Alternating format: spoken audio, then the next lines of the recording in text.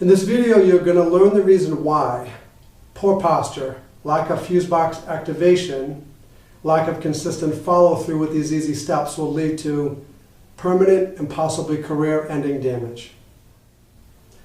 My name again is Todd Houghton from Houghton Physical Therapy. I've been a physical therapist for over 20 years, almost 25, and I'm passionate about helping people to get the results that they want by treating the cause of the symptom and not the result of the symptom. My favorite patients are the ones that haven't gotten better, the ones that have tried this, tried that, and they come see me when they haven't gotten better. I like to find their starting point and help them return to their passions while continuing to keep working out. A couple of weeks. What is pitcher's elbow? Well, it's known as medial, so we have medial, which is the inside, and lateral. Medial epicondyle, which is the bone on the side, apophysitis, or it's otherwise known as inside elbow pain, and it's caused from an overuse or repetitive motion. What are the symptoms? You might see pain, swelling on the inside of the elbow that limits the ability to throw the ball or to do anything, to do any type of throwing motion. What are the risk factors? Very common between the ages of 9 to 14. If a pitcher has a high pitch count, which would be more than 75 pitches in a game, over 1,000 pitches for a season, really important to keep that pitch count, keep that going. By throwing curveball or breaking pitches, having poor mechanics, or just bad teachers. Or, oh, it's the way we've always done it, so I'm going to keep doing it that way. So what are professionals, or if you read online, what are they going to tell you is wrong? Well, they're going to tell you it's an elbow problem with shoulder weakness, or a shoulder weakness causing an elbow problem. Wrong.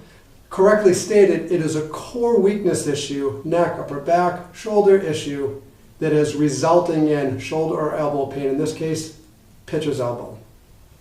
So what's a typical treatment that drives me completely crazy is, oh, let's give you some wrist and elbow stretches, let's massage, let's do some dry needling, let's do some Graston, all really good things, some shoulder rotator cuff strengthening exercises, and maybe some core work at the last.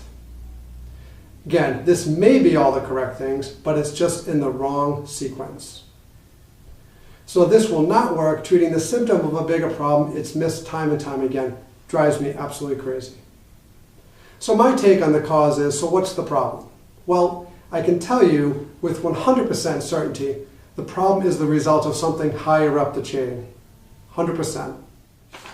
I find with 100% certainty, all the throwing issues are related to an issue with the cervical spine or otherwise the neck. And it's a neck stability issue, or it's a thoracic spine, which is the mid-back, it's a mid-back mobility issue. So where do we start? Well, the first thing I'm going to do is I'm going to give you just a little bit of education. I talk about a lot about the fuse box. So I'm going to break that down. In your house, a fuse box is the main frame in your house, and what does it do? It powers all the plugs in the house.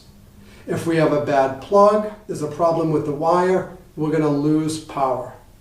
We're not going to have, we might have a little bit of power, the lights might dim, there might be a few other things. So the body's fuse box is, the body has nerves instead of the wires. And the nerves do basically three things. First thing, they tell you where this pain is. Second thing, they tell you where the sensation of this numbness or tingling in your fingers, which is very common with pitcher's elbow. And they also give juice and power to the muscles to work. So what does the fuse box in the body do again? It powers all the plugs. So for our explanation purposes, I'm going to talk about the plugs being the shoulder, the elbow, and the wrist. The fuse box are going to refer to the neck, anything along the spine, meaning the abdominals, the low back, the abdominal muscles, the core, the glutes, and the low back. When the fuse box is turned on and the body is in good alignment, it will have no pain, no numbness or tingling, and normal strength to all the plugs, whether it's the shoulder, the elbow, or the wrist. If the only reason we lose power is when we slouch. When we slouch or have bad posture, have a head forward, shoulders come rounded, what happens? Then the nerves get a little bit pinched and we can get pain, numbness, or weakness in a different body part. So two things. We're going to talk about the body, number one, as an engineering structure. When the body is in proper alignment, the head is over the neck, which is over the shoulders and all the way down. Everything needs to be stacked properly with good posture in order for all the electrical structures to work, meaning the nerves that we just talked about. So the body as an electrical structure powers all the plugs, like we talked about, the upper body, shoulder, elbow, wrist, hand. Pain, sensation, juice to the muscles to work.